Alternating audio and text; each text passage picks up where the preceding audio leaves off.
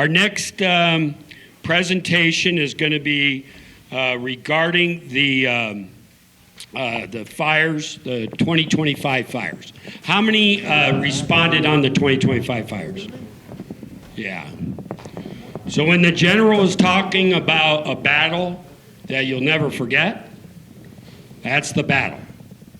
And that's those same experiences to use, like the general said this morning, in making those decisions.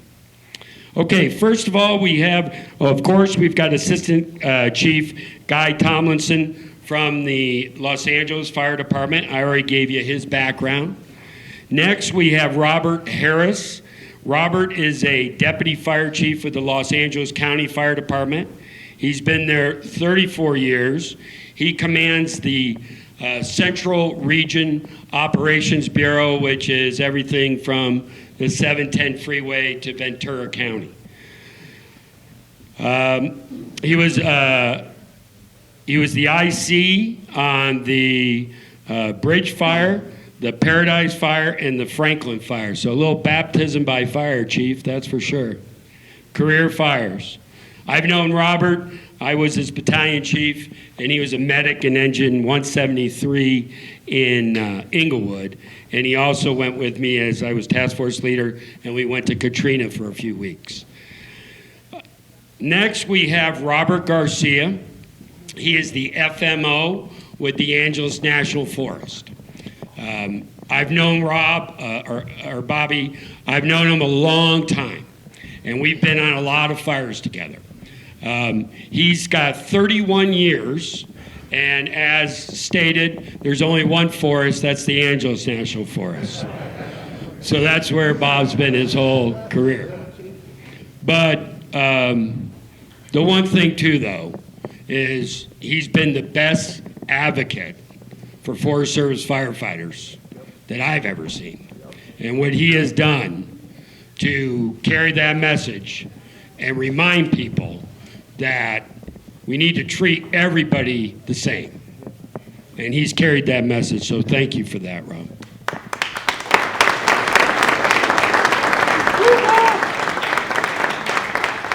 And then we have Don DeYoung's son, Drew Smith.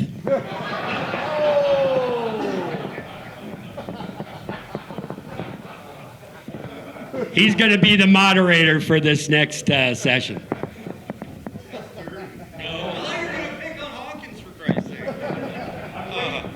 Thank you. Rob, so you got your mic on. Okay, so just moderating this, we kind of want to go through the 2025, and there's a lot of catchy phrases, but I want you to think about the recipe. Is it normal or abnormal? What created the event? Is it because of some unprecedented things that happened before? Or is this something that could live within a fire season that could have the same outcome? So we want to kind of present that. We're going to go through some of the sequence of events, kind of what the region was under during this time, and just some of the guts of how the participants, meaning the fire agencies, come together on these those fires. So every time, we've all been on mega fires, and there's another mega fire, it seems like. And so let's just look at some of the things that we went through on these fires. I don't think anybody would raise their hand that didn't say, hey, they all watched it on the news, you were engaged in how this went on and what it looked like.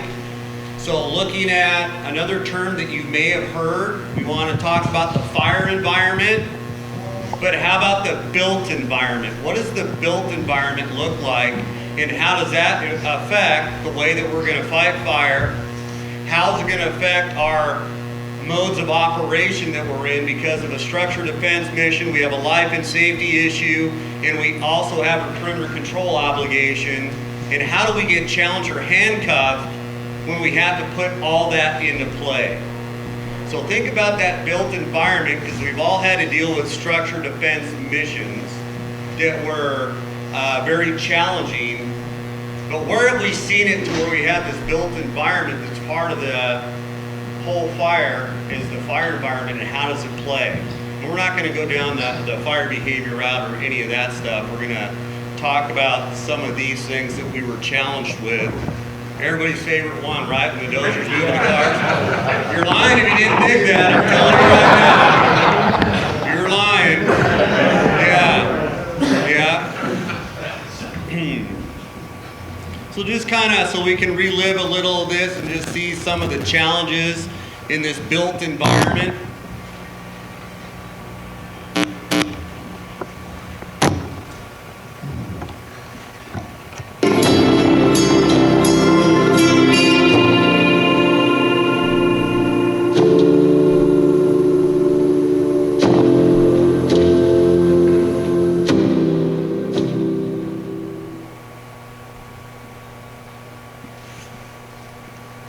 So a lot to go on here. So what we know we have not everybody that lives in town and knows the efficiency, knows the roles and responsibilities and how we interact with our three agencies. So we want to give an overview of that so we can talk about Los Angeles County, Los Angeles City Fire Department, the Angeles. So there's going to be some stuff for some history lesson and just the way that we're doing business today. Go, oh wow, I didn't know that. So with that, I'll give you Chief Harris. All right, thanks, Drew. So just a little bit about LA County. We got four. Closer. Yeah. Closer. You got it? Closer. There you go. They can hear me then? All right. Yeah. The people that are hard of hearing. Here we go. So, LA County, retired. I got you. Hope to be there soon. I got. So here we go for the mic. So 4 million plus residents in Los Angeles County, 60 cities, 122 unincorporated areas, 22,311 square miles. We currently have 176 fire stations. We have 159 lifeguard towers. We got 10 helicopters and roughly about 5,000 employees. So with looking at what we have, and it's our responsibility, but this also, it's funny that this map that we put up shows you the very high fire danger severity zone in areas. And that is becoming a thing on really what our operational footprint's going to be, what our efficiency is going to be, plus how it plays into the homeowners and what they're able to do. It's becoming something that's just a different animal than what it used to be, besides the bell going off, and then the troops go out and combat the fire. So I want you to think about some of these high fire danger severity zones. So this slide here just gives you kind of a breakdown on some of the historic fires that we've had over the last, actually quite a few decades, starting in '68 to present. If you just kind of go around the horn, some of our most devastating fires, we had quite a few fires between 2000 and 2019 that were very devastating, and then we move over into 2020 where we had the lake, the Woolsey, which was very devastating for us, which actually changed quite a few things as far as our evacuations and how we move our resources around. So if you just go around the horn there, you can just see some of the acreages that we lost there between '68 and current. And this reflects us that we're all participants in this LA County mission with all of the fire departments that are contributing. But one other thing I want you to think about, and of course, I don't know if it's today or tomorrow, I'm going to tell you about the worst fire season ever. But I want you to think about that fire environment and how many of these that you can look at. So we have the Bobcat, Liebre, the Canyon, Aqua Dulce, the Wright, the Mill Fire, Sage, Old Topanga, Marple, Copper, Curve, Williams. We have the Pines Fire, Buckwheat, Station, Powerhouse, Sand, Creek, Woolsey, Lake. Okay, give me hands if you've been on at least 5 of those. 10 of those. So what I'm trying to build is think about those fires and past experiences you've had. How do you relay it to what you see today on this next fire you're going to? Because all these do tell a story. Are all these associated with a particularly dangerous situation? No. But they're all devastating one thing of another, right? So you have to look at those match conditions. What was a wind-driven fire? What were the effects of that? What role did they play? What role do they play in the built environment? Can you have it the same? I'll ask you this, just to stimulate a bit. Can you have the same effects in that built environment in the absence of wind? Just think about that for a little bit. Drew, can we go back that slide? I'd love to go. Hold on, Guy Tomlinson. now I have a second button I got to look at. The bottom one, there you go. Something to really resonate with all these. We saw a lot of hands raise up, and it's exactly what this conference is all about. Relationships matter. Relationships helped in every one of these fires from 1968 to the future, and arguably, I think our relationships are the best that they've ever been, and they just continue to grow, that we're even including the law enforcement into a lot of the meetings and pre-planning that we're going to. We're really expanding out those relationships. So the theme is the relationships matter to help mitigate every one of these, and especially as we get into the Palisades and the Eaton, being able to see each other who showed up instead of just another agency coming in or trying to handle it yourselves. The relationships mattered, and especially this year. That's a good tee up for this one. So just how do we look at all of us? I want you to think about what your organization does. Could you do a better job of reaching out to your neighbors besides knowing that you're going to a fire and go, oh, yeah, we'll let them do their thing, but how do you come together? But what do you put in front of a fire? How do we deal with the incidents, and how do relationships play? And this is where, as a group, we're going to talk to some of this, and each one of our panelists are going to talk to really these topics and how it affects their organization. And then at the end of the day, how does it affect when we go to a fire that may or may not be a mutual aid fire? It may or may not be an automatic aid fire. It may be something that we go to and we're really good about sending people because we know that they're going to need a help, and we're worried about the cost sharing on the backside. So with that, Chief Harris, if you can lead us off, sir. So what did we do prior to the incident, knowing that we had some fire weather coming in, it was going to be a PDS? Some of the things that are customary to our organization is we have a conference call with the National Weather Service on the daily. We also coordinate with the GAC as far as resource availability. And then we also have an internal conference call with all of our chief officers daily, just to ensure that everyone's in alignment with the department's plan. Additionally, there's a distribution list of all of the on-duty chief officers from all of our surrounding neighbors, encompassing Ventura County, Orange County, LAFD, and the Angeles Forest.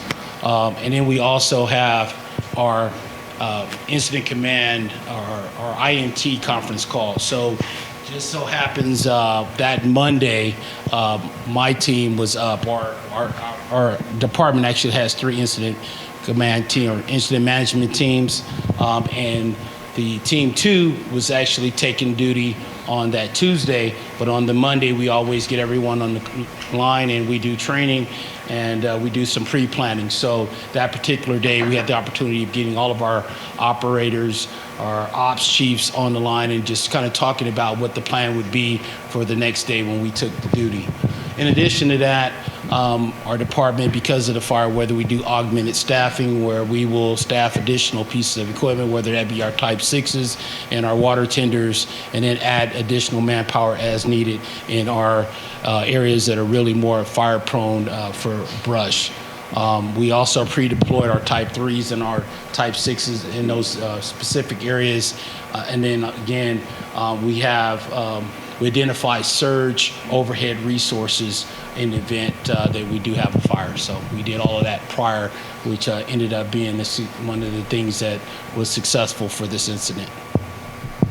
So let's give it to Chief Garcia. Yeah, I just want to go maybe a little bit upstream from the forecast. Chief Smith talks a little about kind of routine days. So we do routine things. Sometimes we get caught in that routine.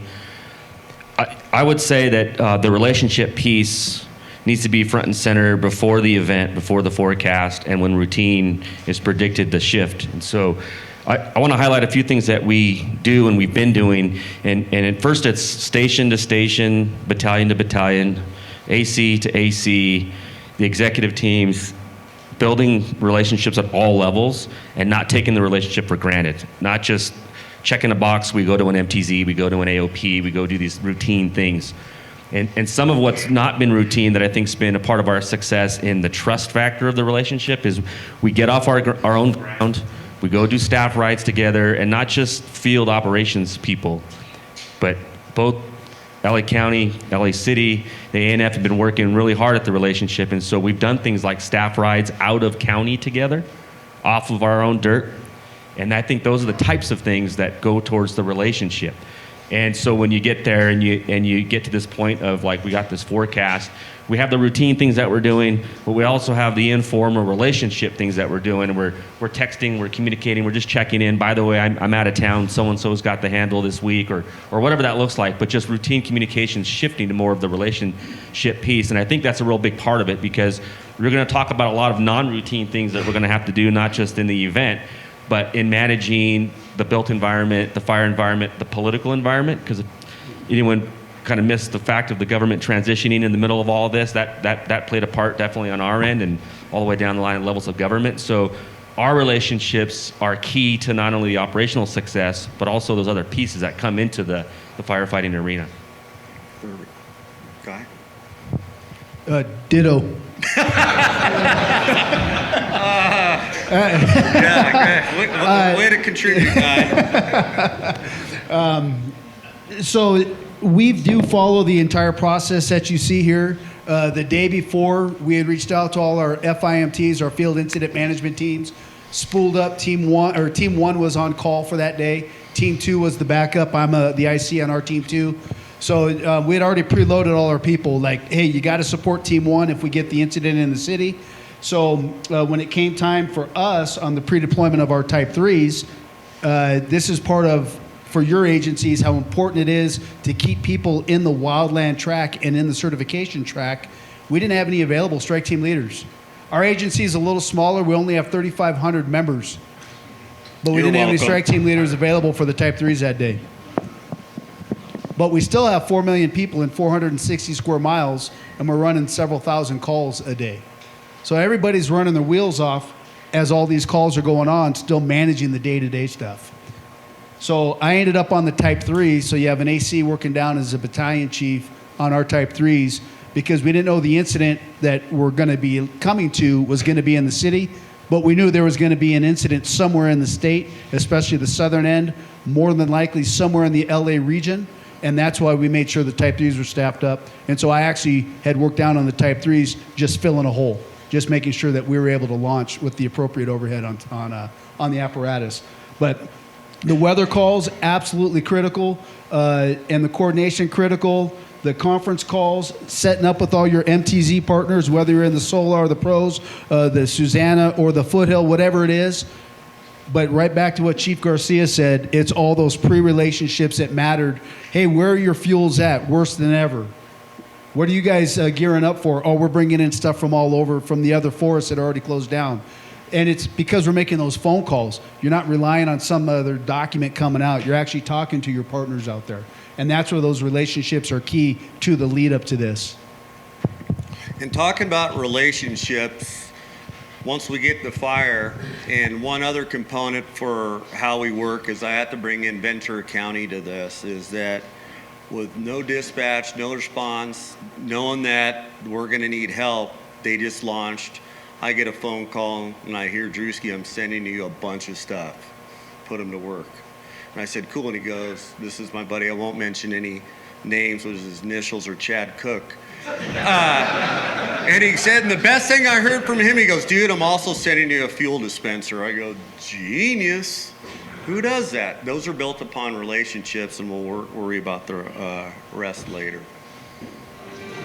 A particularly dangerous situation, or PDS, is a rare designation issued when extreme fire behavior threatens lives, property, and critical infrastructure.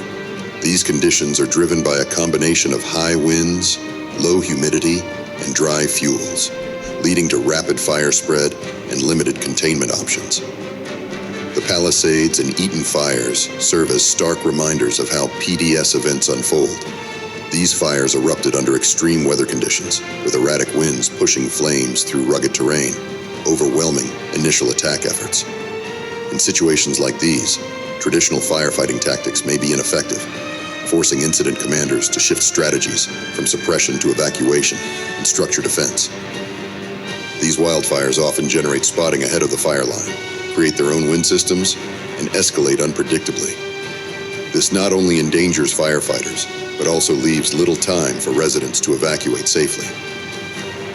When a PDS warning is issued, immediate action is critical. Fires can grow exponentially in minutes, and survival depends on early evacuation and decisive incident management. Understanding the severity of these situations can mean the difference between life and loss. This is like the new, all right, Countdown to Calamity. Who's seen it? Come on, it's like the new one, right? One other piece I want to bring into relationships is, where's Clemo at? Don't be looking at your phone when we're doing this. You're texting me?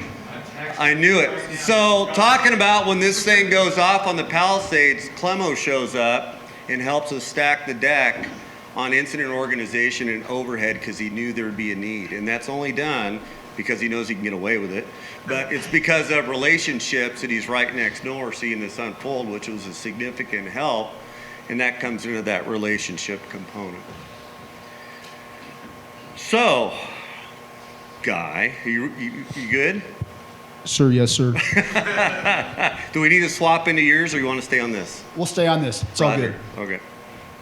All right. So the Palisades, as you can see, it started around 10:30 in the morning. At the end, 23,707 acres burned, over 6,800 structures destroyed. Again, 12 fatalities. Just like the staff rides, you know the final outcome, but what led to all that? How did that occur? National Weather Service did their little magic 8-ball, but this time they nailed it.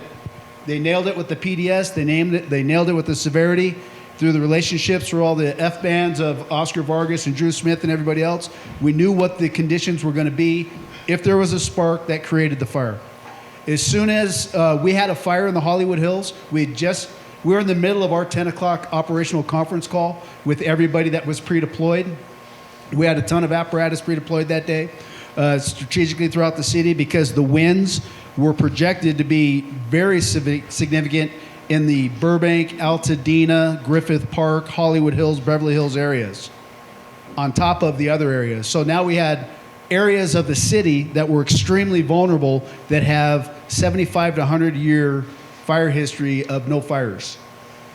So we were concerned that that entire Santa Monica corridor was vulnerable to us, so we strategically located as much augmented staffing as possible. We busted a fire in the Hollywood Hills, and resources went to that. It was a structure fire that got into some vegetation. And then a pulse point came in for a wildfire in the Palisades. Immediately pulled up the pulse point, went to the cameras, and we saw smoke. And because I'm special operations, I have access to a lot of toys on the LAFD. I immediately called our ops folks and said, we need to get the TFR lifted. There was a TFR in place because the president and the vice president were in town, and they were in the Santa Monica Mountains. So they had to work on the TFR lifting right away because I knew we had a ton of aircraft. This is all en route, not on scene. And then I call our critical incident planning folks, and I say, hey, let's set up the command post at Will Rogers State Beach, because that's a large parking lot where all the Wally wagons, as Drew calls it, can all rally up, and we could have staging, logistics, fuel, everything could be in there until we could set up to see how big it's really going to get.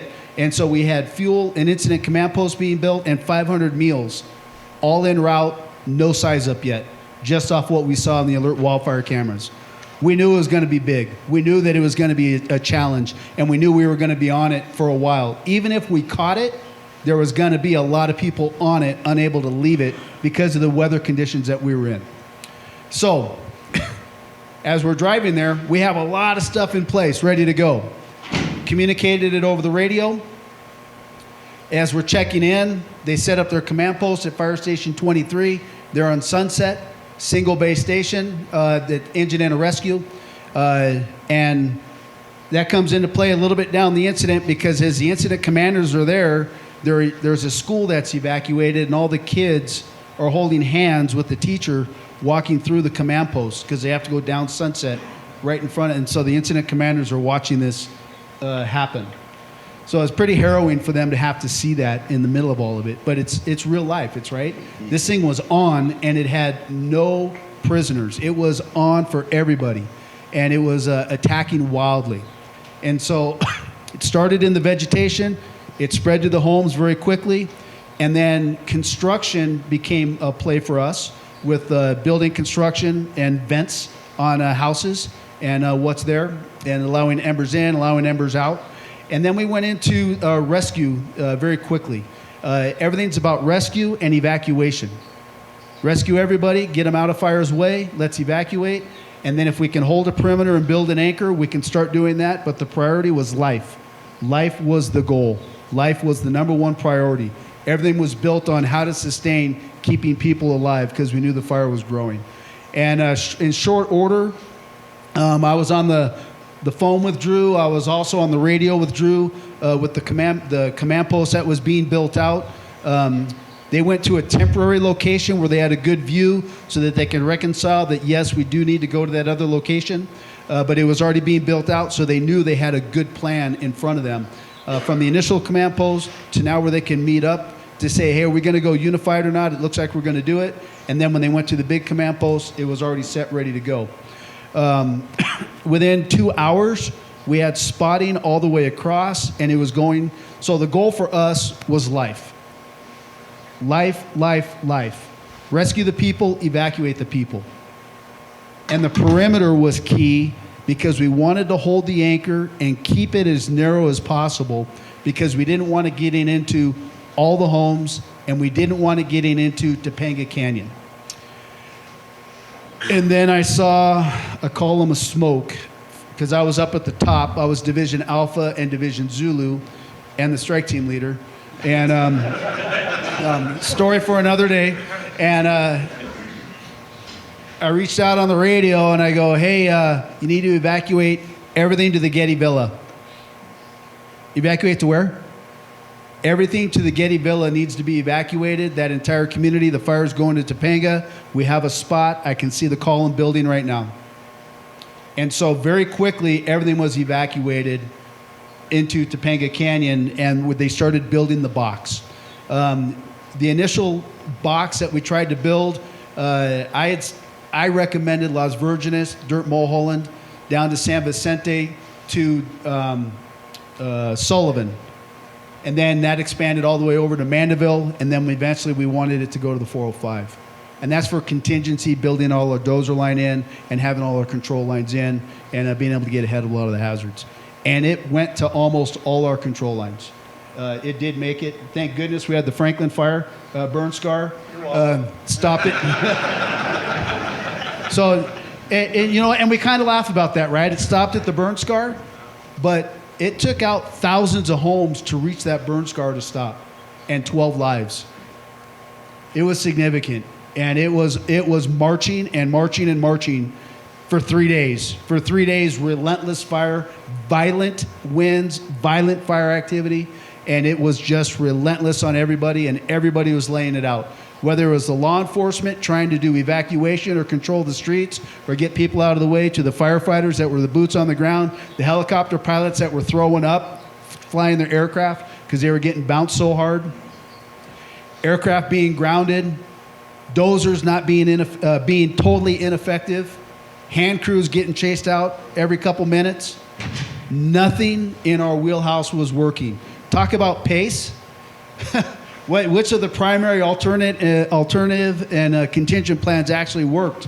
Well, it was PPP, AAA, CCC, EE, right? It was like you were stuttering John up there trying to make pace happen for you. But that was the initial couple hours and then leading into the 72 hours of Palisades. Is that a good intro for you? I think so. But we're gonna, before we get into the eating, I'm gonna speak for Chief Garcia on the Palisades, which he wasn't involved in, but he's watching, because when he sees this that goes on, and me being a greedy person likes to hang out with my buddies, and I suck all the people out of the Santa Clarita Valley that's his cheapest employees, which is the Los Angeles County Fire Department overhead, he don't dig it. So we're all now in a posture that dude, we have the first fire that's going big. And all of us in the communication component of going into this, and we've all seen it with past fires, and I'm looking at the tribal elders in the room, that we've had those fire sieges before, that if you're first, you're probably pretty lucky, either second, third, or fourth big fire, you're gonna be handcuffed with the amount of resources, and especially another component on that is the overhead that are gonna be helping you to just run what limited resources you may or may not have. Chief Garcia, you wanna talk to that point? Yeah, and I think that's the first example of when things aren't going to be routine. You know, we got a very, very robust local agreement, mutual aid, initial action zone in the LA area environment. And it hasn't changed in years. We've made some adjustments here and there where stuff's concrete now, but the bottom line is this. Los Angeles County Fire sends a first alarm to the Angeles sends a first alarm to LA County, no questions asked, period. That's the plan. First report, first alarm. That's routine. This wasn't going to be routine. And we've seen some of these examples where, because the relationships, when we know we get to this environment, this arena, routine works for routine environments. We get to this environment, this arena, you know, send the stuff where it needs to be. We'll figure the rest out later. Whether it's copters, tankers, engines, crews, we're monitoring what each other's dealing with, so we know where there's a void. And so New Year's Eve was a pretty good indicator if you didn't already have some validation going on the fuel moistures and the other conditions. New Year's Eve for us was a pretty good indicator. If you remember, there was a PDS that was back down. We recalled almost every dang firefighter out the Angeles New Year's Eve because we had so many fires overnight between midnight and 4 a.m. And they weren't anything to write home about, but they were really good indicators that we're in for some trouble. On New Year's Eve, looking out ahead 2 weeks, we knew that we were in for some trouble. So we were fortunate over the last 3 years, our workforce, we've transitioned entirely to 100% permanent workforce.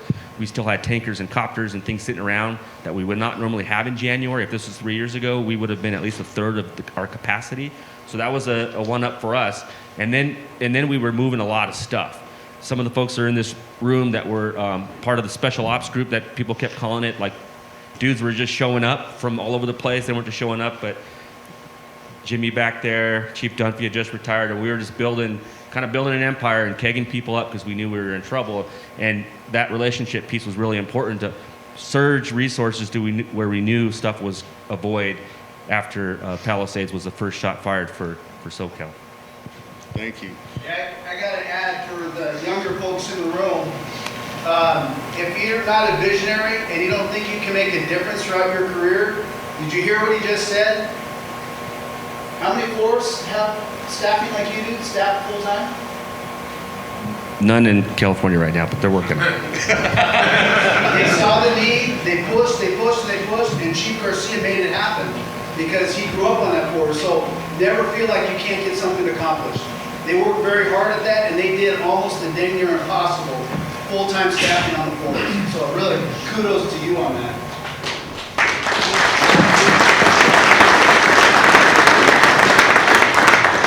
Chief Harris, do you have anything you want to compliment on before we move on to the Eaton, sir? From the county perspective, we got that intel, and because of the proximity of the incident to the county, we launched a whole first alarm assignment.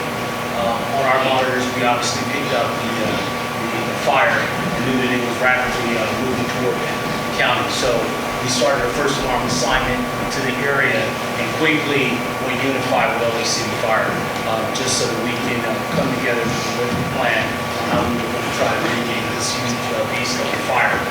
Quickly we identified that we're going to need a whole lot more resources. So made contact with the region, obviously the Region 1. Quickly that group contacted Cal Fire and determined that this is going to be a type 1 type fire. Let's get the team on the road. And at the same time, making sure that we embedded our law enforcement there at the command post to assist us with the evacuations.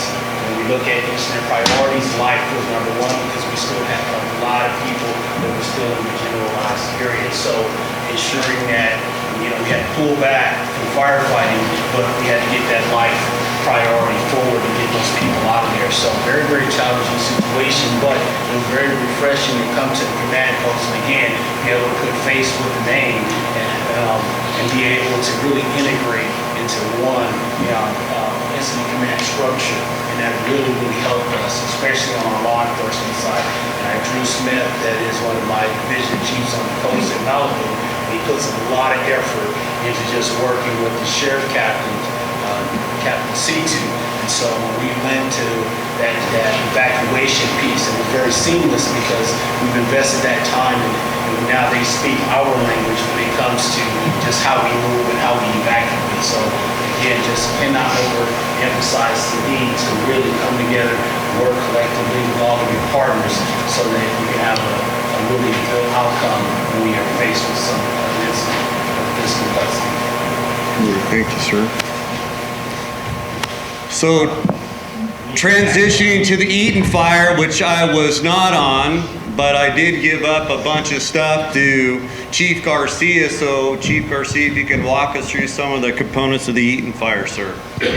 Sure, just a little background. So I mentioned that initial action zone. We have that initial action zone, which is most robust for us with Los Angeles County, but we also replicate that with each of our 11 local agreements that we have across the front country with our cities, so Arcadia and Pasadena, Sierra Madre, Monrovia, Laverne, and Glendale, Burbank. And so this fire started what we initially was in the city of Pasadena.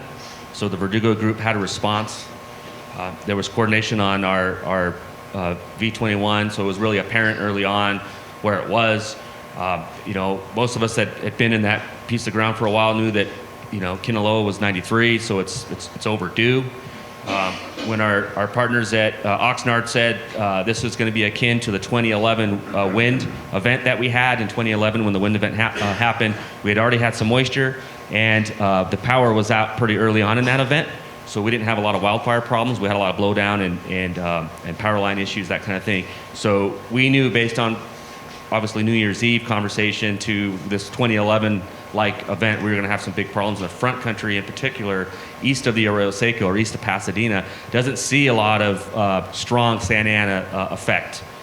Our RHs will drop, we'll get downslope, down valley winds, but nothing like the Santa Clarita Valley and the prone passes. So a big deal to have that kind of effect, what was forecasted for front country. I was sitting at my office in Arcadia. I had just briefed some incoming resources. Like I said earlier, we had a lot of resources coming in that were pre-positioning in waves. We had an initial wave of pre-positioned resources that we surged to Palisades right away, and we had some stuff trickling in that was kind of the second wave. We had briefed those resources. Chief O'Brien called me about getting those resources, and again, letting the order catch up, pushing them to Palisades. They were just about getting briefed to head to Palisades and trying to explain to them why they were going without a resource order, because that's what we do here. And Eaton pops. And the Eaton fire pops. I'm at the office. As soon as I heard the location, first thing I thought was Kinaloa. Based on location, I knew it was going to be difficult to make any kind of a fire attack on that thing based on where they were describing it was at. And so my initial reaction was to call Chief Augustine, Chief Maroney, Brent Bartlett, Chief Bartlett with Sierra Madre. I gave Monrovia a heads up, but just to alert all those departments. And their initial reaction was, yeah, the report to the fire is 30 acres, and that was the first initial attack report. There wasn't readily available access into making any kind of fire attack.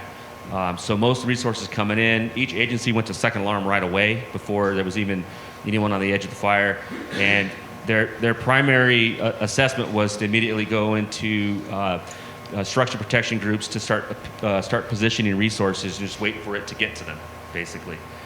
We had a really good conversation. Our first command post was located at the Eaton Canyon Nature Center at the bottom of Eaton Canyon, for those of you that are familiar with that. I waited about 15 minutes before I headed out to the incident. Several of our resources responded to the incident, were hit by trees and power line debris. There was multiple command vehicles that were taken out of commission just trying to get to the fire. When I got to the fire, I was able to meet face-to-face with Chief Maroney, Chief Augustine, and Chief Bartlett with Sierra Madre. And my first assessment to the group was, Chief Augustine said, "What do you think we need?"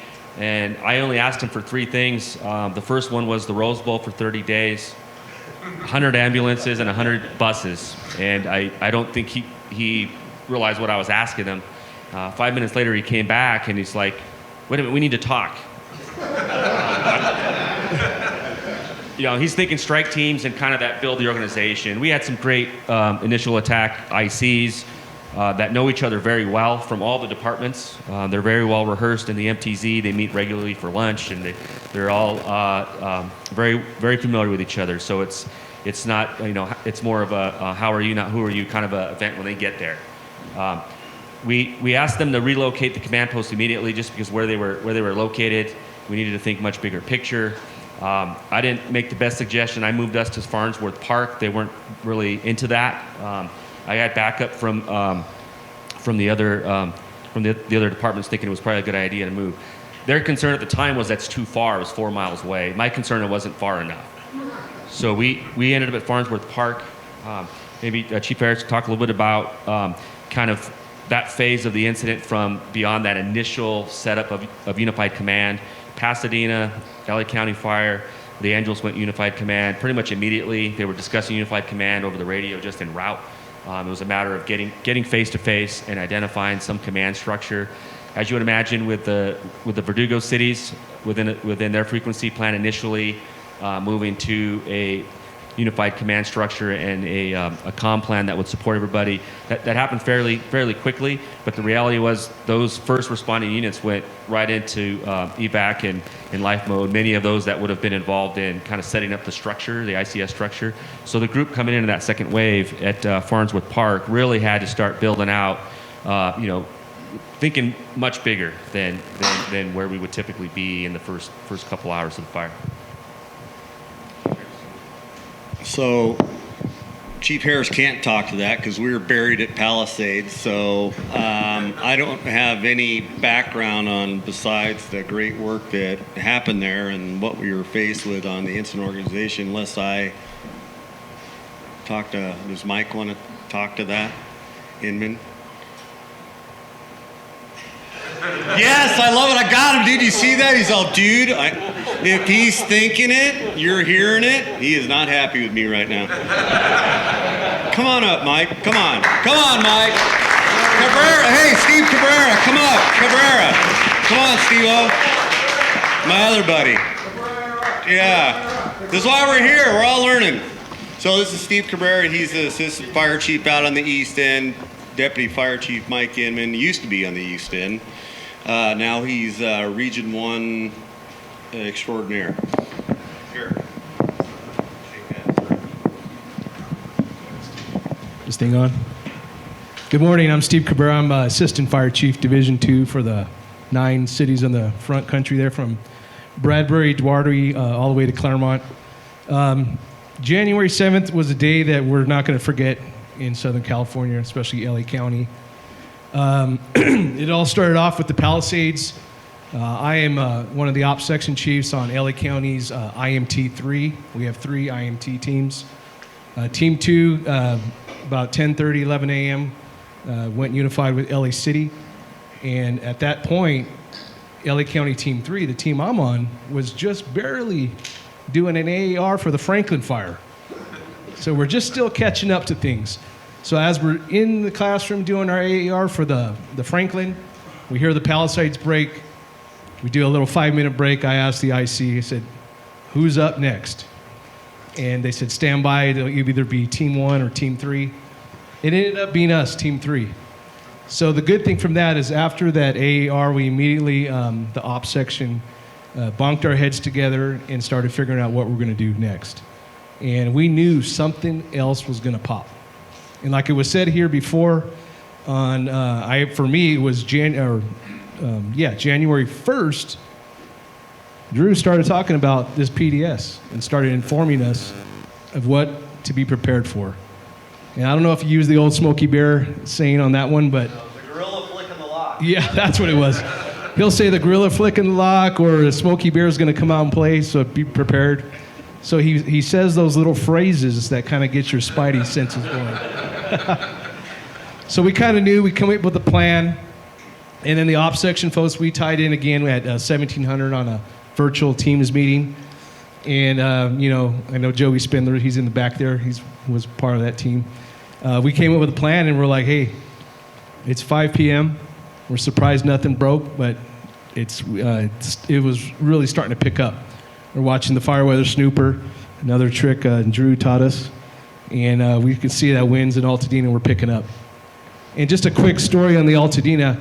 I was actually station captain at 12 in Altadena in 2010 when that previous windstorm blew through there. So that was a conversation that we had and we knew was coming. I believe it was actually January of 2011. But the one thing that I remembered was during that time in that year, that was a year it rained at the Rose Parade. And it rained for like 3 to 4 or 5 days. So when the winds came through after, it knocked down all the trees because the soil was saturated and the power. And I remember thousands of power lines came down. So getting that stuff prepared for, we knew Altadena was going to get hit hard, similar to that previous windstorm. There was no rain this time. So in my head, I'm thinking we're probably not going to have trees down. We had a lot of branches though. But I knew power lines were going to be down. And with dry vegetation, we can totally expect a fire. So long story short, we were prepared. The fire went out. We heard it. Everybody hit launch, did our text tree, and we all showed up to the fight. My role with this was planning ops or deputy operations, and it's something that I didn't really want to volunteer for, but it's a task that somebody had to do. And my other partner, Gerald Gonzalez, ended up doing operations. We showed up to the fight. Our division soups rolled in. And I think having that plan and just being prepared prior to the event was a very good initial success. When I did end up to the command post, it was at Farnsworth Park. And we were unified with Pasadena, the Forest, and Sierra Madre. And then I just went to work, started doing the planning and ops stuff. But it was really fast moving. We were standing at a command post, getting blown off our feet with the 80-mile, 90-mile gusts. And then the surreal part was when they said, we're moving the command post to the Rose Bowl. And that was like, what? Where are we going? Yeah, the Rose Bowl. So, and that was an honor too, also to be there. But yeah, I mean, very dynamic, fast-moving fire. Everybody bonked their heads. Chief Vargas with the Forest Service, incredible. The guy was ready. I went to him, said, hey man, what do you think? What do you got? What are your needs? And he just handed me a paper and said, here's everything I need. Let's order it up now. So yeah, just kudos to everyone that showed up. Crazy, crazy experience, a lot of moving parts. All right, back to your original question, Drew. What happened at Farnsworth Park? Thanks, Steve. Nice intro. No, so getting back to the IMT issues. Number one, the first ones out there were the jurisdictional folks, and we all know what's the most important part of the most critical part of an evolving incident is transitions. And that transition from Farnsworth Park to the Rose Bowl, there was some critical information that may or may not have been properly transferred, and therefore some of the issues for a negative outcome arose. So that's no fault of anyone's. It's been said multiple times, whether it was the Palisades or the Eaton fires, it was a fast-moving fire. And it was almost to the fact that it was beyond the control of your ability to have reflex. But I will say I was stuck in Region 1, but what we did, and to Chief Garcia's point, was trying to be visionary. We were already stacking, when one fire arose, we were already stacking surge for the next fire. Reaching out to all those cooperators, hey, what can you give up in the event that we have something? We're pre-deploying additional resources in different areas. And we did that for basically 12 to 14 days, and we ended up having 9 different fires throughout that time, and we were all stacking that stuff up, working with our cooperators, seeing what people could get let loose, whether it be the Palisades or the East End or any other fire that was not as critical as those two, to get those resources that these guys needed on a as fast as possible. We all know that the challenges of getting resources to these incidents is challenging at best because of the system. And I know OES is working on that, but until that happens, then we're stuck with what we have. So it was a very dynamic situation, and I think everybody did an outstanding job for the conditions that everyone had. And I think everyone can go to bed every night knowing that they went above and beyond what was needed.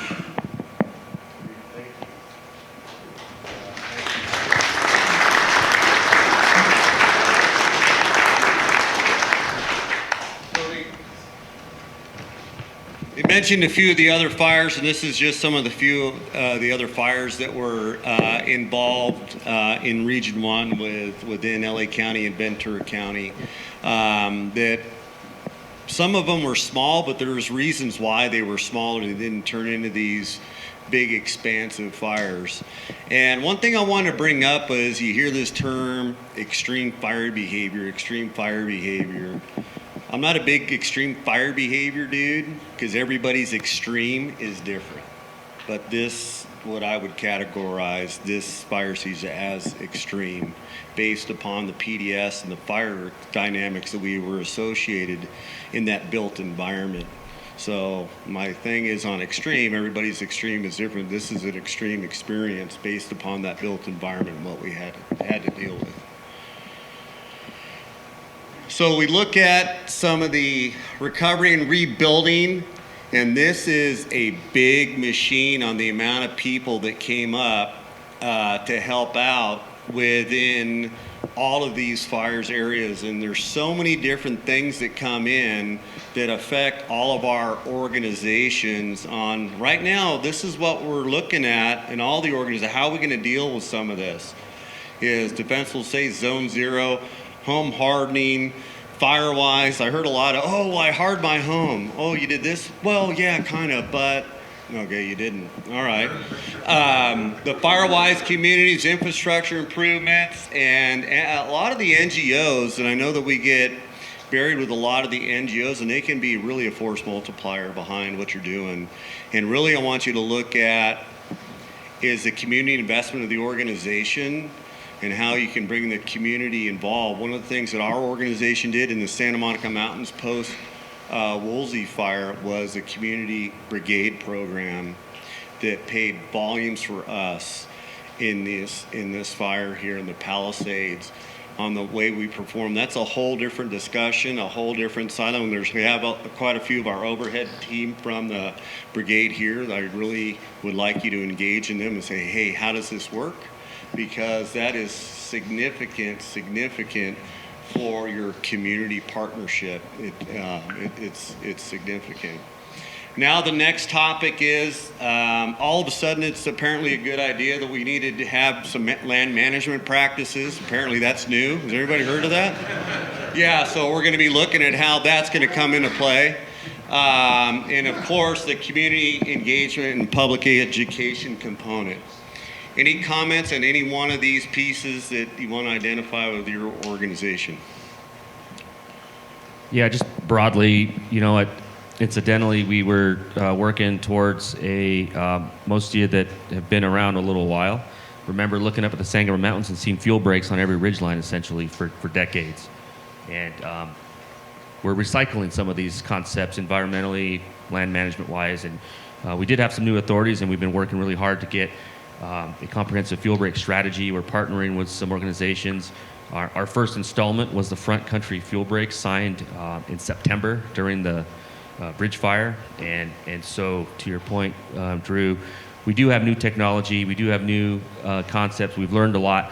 But those are in addition to what we already know and should have been doing. So I'm a firm believer in layers of resilience, not just looking for a silver bullet.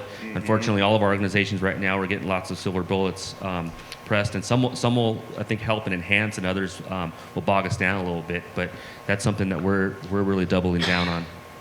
Yeah. Chief. No, I would just.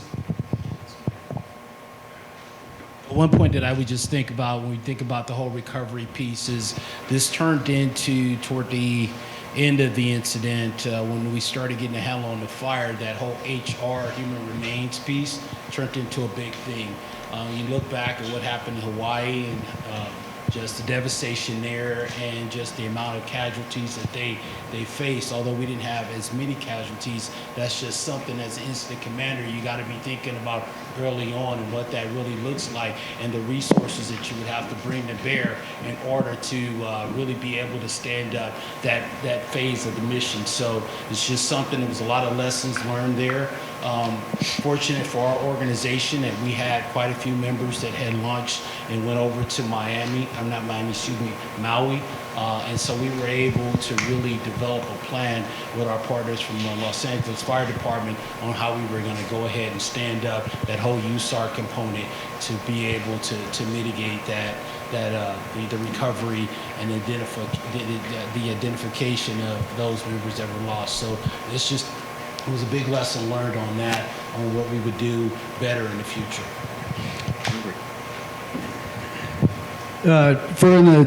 In the city, the home hardening and the defensible space, because when the homes became the fuels, it dramatically changed everything for everybody, including the homeowners. All of a sudden they realized, well, I'm not at the hillside, but my house is burning. So now they're understanding that and they're asking a lot of questions. So we need to do our homework when we go to the neighborhood councils, the community meetings and everything else, that we can give them good information on what that should look like for them, even in their community, not just a wildland environment, just not in the WUI. They can be near the WUI, but Eaton Fire was 30 acres before it was all homes. Palisades was 20 acres before it was in the homes. And then it went to many more acres in the brush. But again, less than 100 acres on both these fires, and it was in the homes and running the communities. So it's important we get the messages out to them on what that looks like. And this community engagement is a new one on me. So earlier I spoke about the privates. I wasn't talking about the insurance company fire engines that are out there. And I know we have a couple guys in the room that run those, and they do a phenomenal job at the training. Something I hadn't experienced before in the Palisades was very rich people buying a fire engine and getting 4 people to operate it and get on it, and now there's a fire engine in the driveway, and we stop and we're like, well, who's that? Why would they drive up in that driveway? Because all you could see was the tailboard and the ladder. And you go up there and you're like, oh, okay, well, that's just a private fire engine. Somebody bought a fire engine, put 4 people on it, firefighters, but now as they drive around, people think they are a fire engine. Going back to the Griffith Park staffer I present. By the way, I'm going to digress. I want to thank the board for having me go behind the general that was at Black Hawk Down.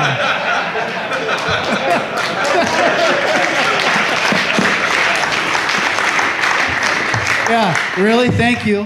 But anyways, but we're driving in and we're seeing these fire engines. And it just wasn't one time. That happened a lot. So this community engagement and public education, the community is engaging, so we have to engage in the public communication aspect of it. Just not willy-nilly, just don't go do whatever. Engage early so you understand. And that's one of the biggest things for us with the rebuilding process and then everybody who saw what happened. Thank you, Guy. So we moved in here in 1973. We have 5 children, and they all grew up here. A lot of memories and a lot of good memories. Our whole life is involved. Was here. This is where we live. This is our home. The upside of the whole situation, no more termite problem. The termites are gone. They got the home with $1,000 down and paid $23,000, and they raised children here. And they were retired and happy and loving one another and opening up the home to anyone.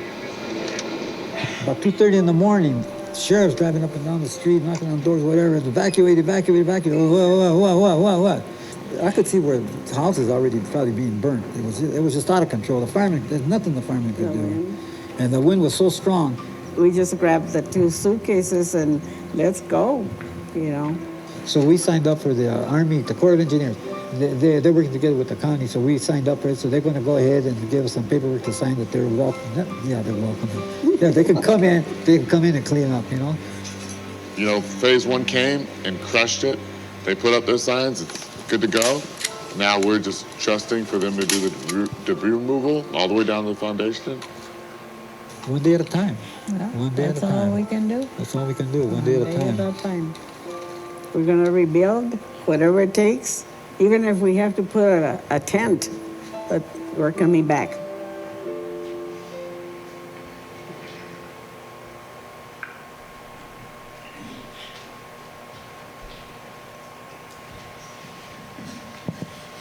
A lot of emotion in those communities, and our engagement is significant in how we really look at how we're going to engage the public, because they're at such a loss. So the public meetings that we have to go to, all these different things, it plays a significant role, because truthfully, at the end of the day, there's a lot of people that think that you failed us, fire department. You failed us. And that's a tough one, because none of us like to accept that loss when we get challenged. We're not going to do that one, Sammy, are we? Just one slide. Just one slide, the one that says end. I'm Guy Tomlinson. So we'll close out, because what we like to do is have Guy present, and then we're going to go to do some Q&A. Yes, sir. Yeah, I got you. I'm a mind reader. You want the lotto numbers? All right, Guy. Oh, you got it. What do you want? Let me just power down a couple slides. One more. Right there. All right, so fire weather snooper. This is important to realize, and this is what the challenge was that all the departments were facing. This is at 10 o'clock in the morning, just before Palisades.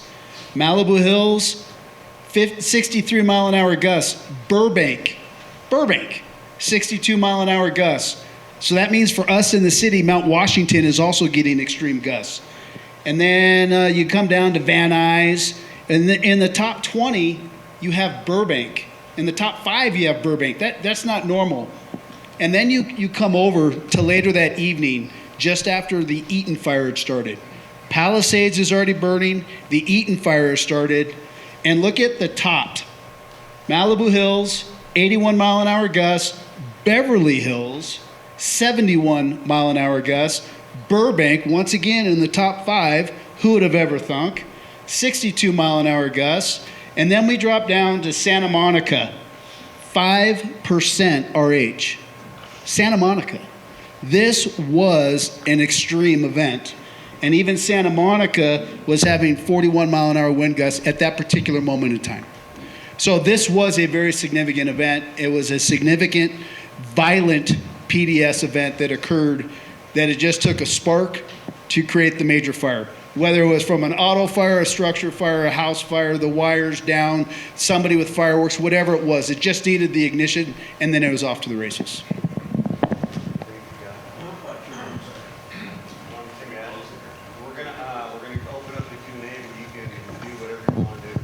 Yeah, for my closer, for those of you that raise your hand and everybody that is supported this effort, thank you.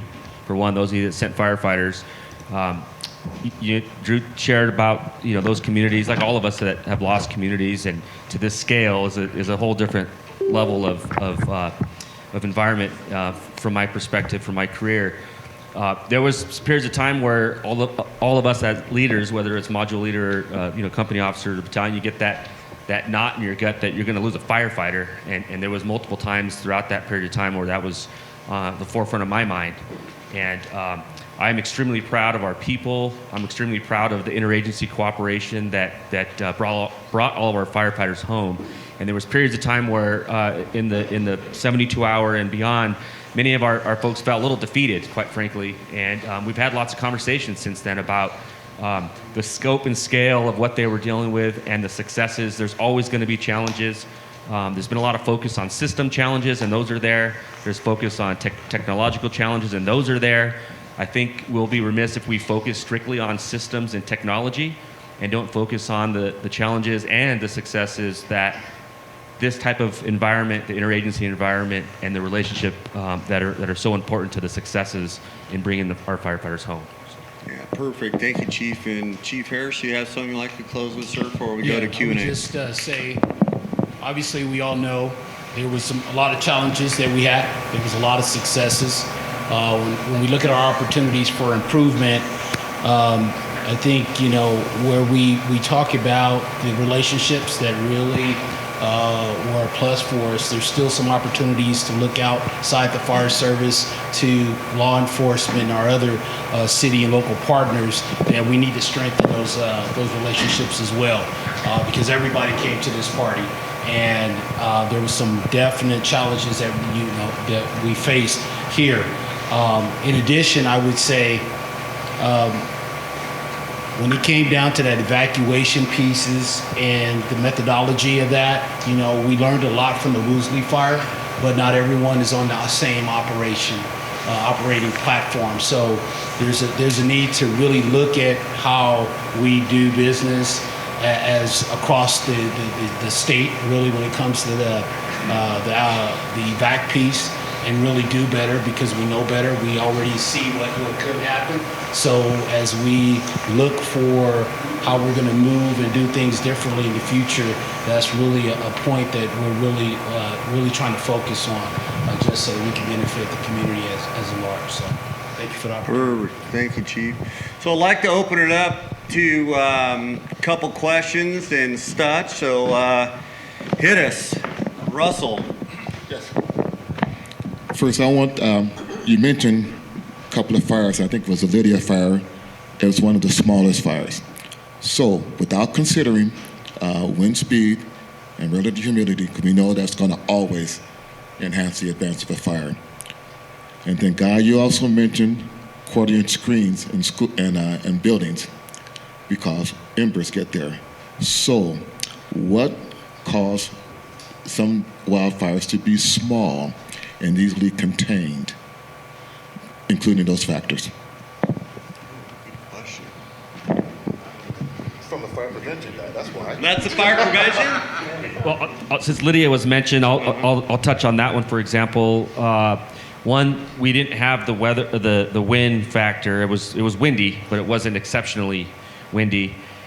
We had a tremendous amount of aerial assets sitting in the north part of the county that were assigned to Eaton and Palisades, and this is kind of that, operating beyond just routine, and when systems fail us, we still need to apply some leadership to the problem. Not waiting for requests and diverts, but making some leadership decisions to divert resources. So there was a tremendous amount of fixed-wing and rotor-wing aircraft that made a big difference on Lydia, as an example. But there were multiple initial attacks within that time frame that were also highly successful. I think it was what Chief Inman also identified as waiting for the next shot to be fired somewhere and reevaluating where we could put some surge or where we can pull some resources from, and having some operational agility across incidents to move stuff. The Hughes fire, we haven't talked about the Hughes fire, but that's a whole other dynamic of trying to manage that agility of moving stuff around. I'll also say, so I know on the Palisades, what we did as a leadership, all the incident commanders, we ensured that we had surge capacity. We stayed in constant contact with Chief Inman, but we ensured that we had resources within the incident that were available. So when these small fires popped up, we pulled and diverted resources very, very quickly, because we didn't want another big fire to take off. And obviously the weather played a big part of that, right? Because days into the fire, the weather wasn't as it was when the fire first started. So that also gave us more of an opportunity to really jump on these things and get them out before they went big. Yeah, and one of those is with these fires, the fuel type that they started in tons per acre was different, fire frequency was different, so it gives you a different set of tactical opportunities rather than something that starts and something hasn't seen fire frequency in 30 to 50 years. True, I was going to say the Lydia fire, I was there burning in the sand fire burns car. With the great amount of aircraft, they were able to knock it out. Kenneth Fire was the same way. Yeah, we were able to make a good stop on the Archer up in Granada Hills. That only went a couple acres. And then also the Sunset Fire in the Hollywood Hills, we kept it at 50 acres. So we were able to make those stops. In regards to the homes, there's a lot of factors. I can't speak to Eaton. I'll only speak to Palisades. Palm trees were a factor because the topography, the terrain, the streets, and the homes created different wind dynamics at the 6-foot level winds, the 20-foot level winds, the 100-foot, and the 300-foot. You had embercasts going all different directions because those winds were all going in different directions. The dominant wind was out of the northeast to the southwest at 1,000 miles an hour. But every canyon and every ridge made it make a turn. Every 2-story house or 1-story house made it make a turn. Every street that turned made that wind turn. And then when you take the palm trees dropping all the ember cast, and you have embers going this way, embers going this way, embers coming back this way, and then embers following the street down, and all the embers end up around the bases of the homes, on top of the homes, and in the homes, and in the backyards of the homes. It made it very challenging, and that was one of the things that we were having a hard time keeping up with, was the amount of ember cast that was going in all different directions. Even though the dominant wind was out of the northeast, the ember cast went, which was typical physics, the path of least resistance, until it hit a wall and stopped somewhere inside a house, whether through a vent, through the raised foundations, or with modern construction, with shear wall construction. Your single attic that we're so used to in the past, now with metal gusset plate construction in these new homes with the shear wall for earthquake, makes a lot of attic voids that you cannot see those voids in the attic. There's always a scuttle hole, but it only takes you to where the HVAC is or one spot. But if you look at any house, especially any house over 2,000 square feet, I promise you there's 3 or 4 attics in there, and you're only looking at one when you stick your head up in there. And that's because of earthquake shear wall building codes that came into effect. So you do have hidden pockets of fire that you don't see until it blossoms, and then you're not going to catch it without a ton of resources. Good thing. Yes, sir, Chief.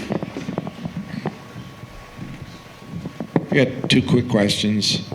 In previous fires, for example, the station fire, early on Unified Command decided when there was a major obvious life threat in front of us, Unified Command decided to match up a law enforcement lieutenant with the branch directors from the fire side. And the branch directors and the lieutenants were given permission to make evacuation notices and decisions within the branch. I'm just curious if that happened on either of these 2. So on the Palisades, I know that in the area I was working in, law enforcement was not embedded with me. They were trying to control all the points getting out. Fire was responsible for that. With LA County sheriffs, in certain jurisdictions, I'll call it Division 7 and some of Division 3, not all, just some, their officers are trained in RT-130, and they have PPE. They can go in and be strategic and do those jobs.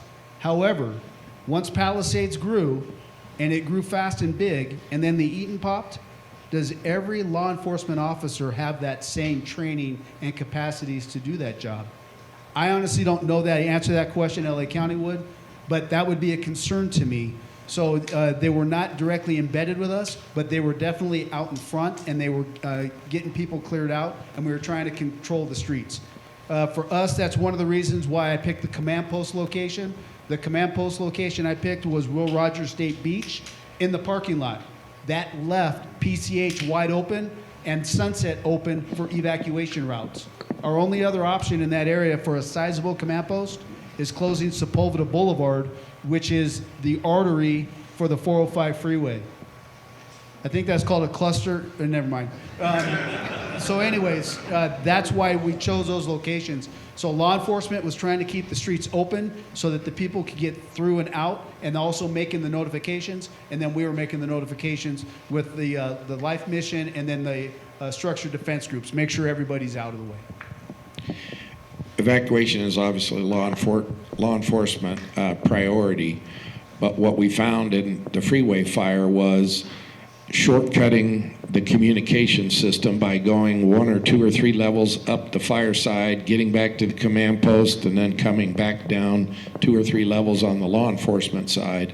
So by having them both riding in the same car, when fire decided this whole community needs to be evacuated, the lieutenant agreed, and he says, I'll make it happen right now. So he would pick up his radio, go right back to his own evacuation section within the incident command team, and made it happen. That's why I was asking. It just shortcut timeframes in the designation of what needed to be evacuated. But again, law enforcement carried it out. Yeah, for the evacuation, but in the immediate area, we're working together with them to make sure it's all in there. The other thing we did was send out an immediate WIA.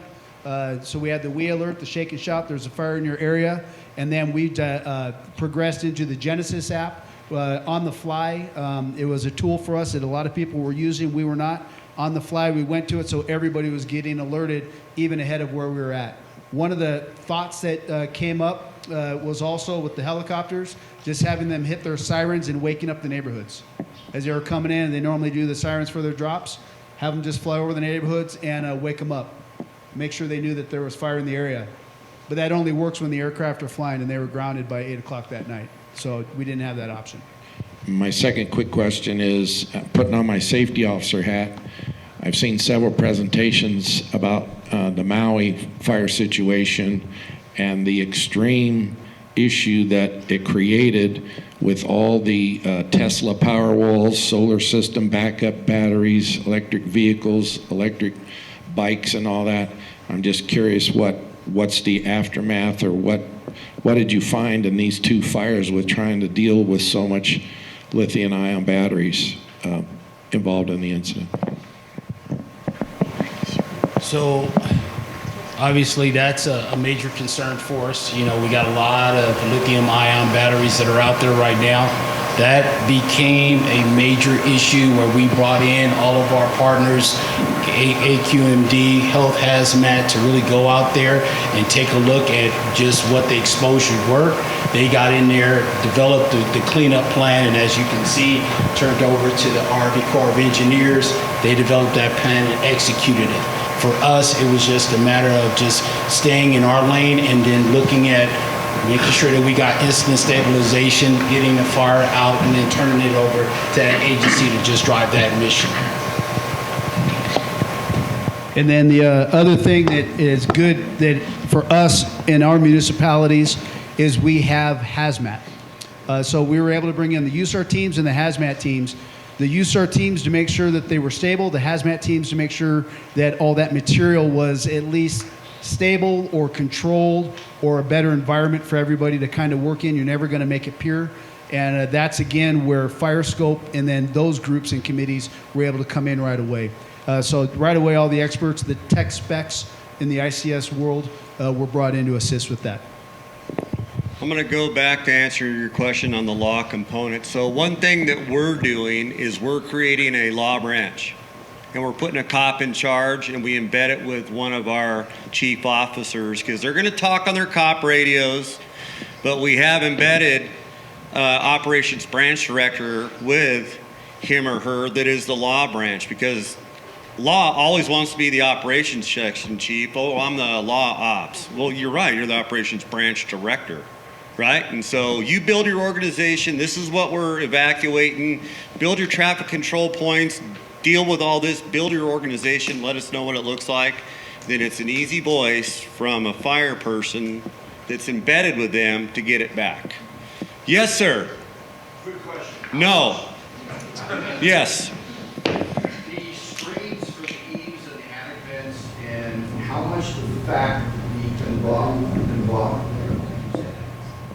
the daisy chain from building from house to house to house, how much of it would have stopped it if he had the eaves? covered with the screens and the access points that are in the houses or inside. Lightning is looking for the Palisades. All right, Ken Nelson, you answer that. Once the homes, especially with the homes was dealing with in the Palisades, were so geographically close, ember screens in that particular case would not have made a difference. The radiant heat from one building to the next is what was carrying the fire, in addition to the wind and the ember cast and catching all the ornamentals and everything else on fire. But once again, the proximity of the homes were too close. Roger.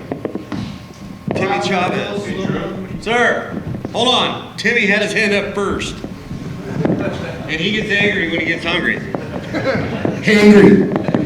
I wanted to ask the chiefs if AVL or any of the common operating pictures that are out there helped you during this crisis. So I was, like I mentioned, at the command post really early on for Eaton, and we share a local domain with our partners for all of our AVLs, and we're on their tablet command. So there was two critical tools for us to track all of our resources. One challenge that we had was that all of the A&F assets are AVL capable, and they're in the LA County's view, and vice versa. We can see theirs and ours.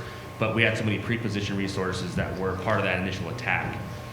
We did have a practice, particularly for Santa Ana's, where our pre-positioned resources, we attach a task force leader or a local BC with as many of those pre-positioned resources from out of the area, so that helped. But asset tracking, in my opinion, was huge, especially in the dynamic that was going on, which is moving resources quickly from one mission to the other.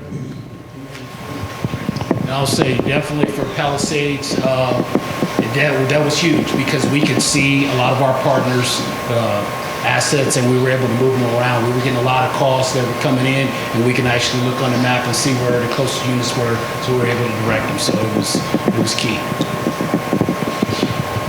So a huge lesson learned on that key technology is connectivity. No connectivity, no technology. And then sometimes that's coupled with your frontline apparatus are all working, so you jump into a patrol, a pickup truck, or anything else that's out there that hasn't been completely outfitted with it. And so you're relying on that iPhone or Android, and you're like, no, look at that, SOS, SOS. Anybody hear me now? Can I get any signal whatsoever? So that was a challenge for us up in the Palisades, was lack of connectivity for a couple of days.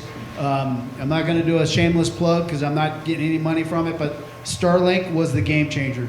That we full connectivity, we could then see everything, we could get all the information, everything was now working, but the connectivity was the key piece to that technology, to make the technology work for us in that environment. Yeah, when Elon came into fire cave, he's like Oprah giving away Sonic care. He was throwing those things out. Doug, give it to us. Doug Lannon here. I wanted to back up a little bit to the vents issue. I had the pleasure of escorting the CEO from Brandguard Vents, who's out of London.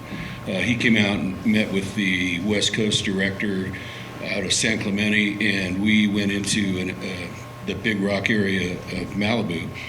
And the only houses that were standing in that complete neighborhood were Brandguard Vent houses.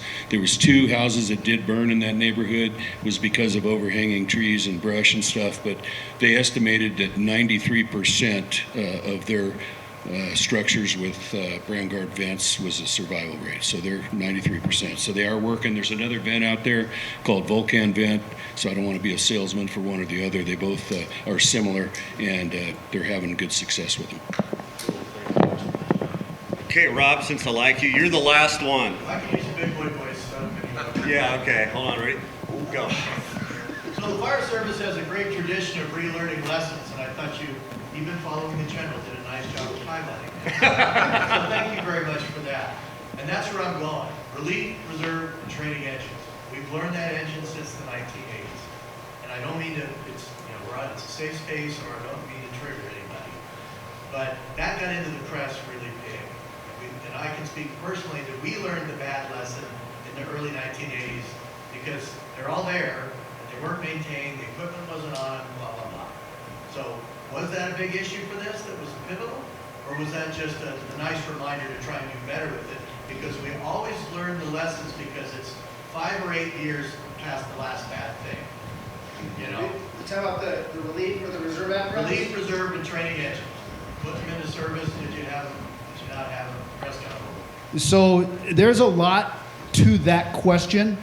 And does anybody have kids in school today, and do they have automotive as an elective and as a regular class? Exactly. Bueller, that is a factor. I think every one of us are facing challenges in finding heavy-duty mechanics that can maintain the apparatus. That is a major issue for us. I love water and power. I love the utility companies. They charge my phone, they turn on my lights, they allow me to watch TV, but they steal every one of our employees. They pay better. It is what it is. So in the municipalities, we're losing really, really good mechanics, and it's hard to keep up with that. And so you can't have a larger growing fleet and a larger growing fire department with a shrinking workforce that maintains that equipment. And that's one of the challenges that we face today. So yes, it all comes into play, but it comes into play every single day. So I can't say that did it highlight there? Sure, it was a shiny penny. But it is an everyday problem for us that we're trying to mitigate, is get more good mechanics in our fire department. And as I assume with every single agency is having the similar issues. Chief Inman. So I got a challenge for everybody. Is it a hamburger at lunch? That's one of them. All right. But we talked about some major events here. That's all fantastic, great feedback from all these guys. But one of the other things that all of them have to worry about is continuity of service. And with everyone going to the show, and anyone that didn't get to go to the show, you were stuck at the station doing continuity of service. And you had to change your daily operation accordingly. So you had to do a lot of critical thinking on how you were going to manage all those things. You weren't getting the normal responses that you normally get. So I would challenge you, anyone that has any kind of authority, to go back to your stations and ask your folks what kind of thinking, what kind of processes did they have to fulfill that continuity of service. All this stuff is fantastic. It hits the headlines, but no one talks about all that work that goes on behind the scenes. Those folks are stuck in the stations. So that's my challenge to everybody. I wouldn't call it stuck.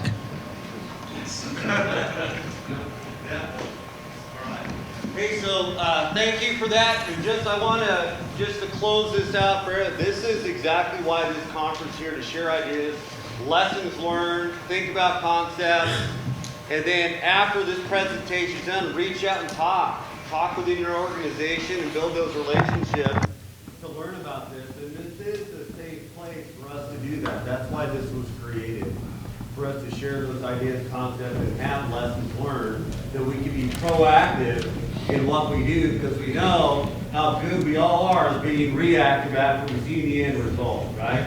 So with that, Chief Tripp. Lunch.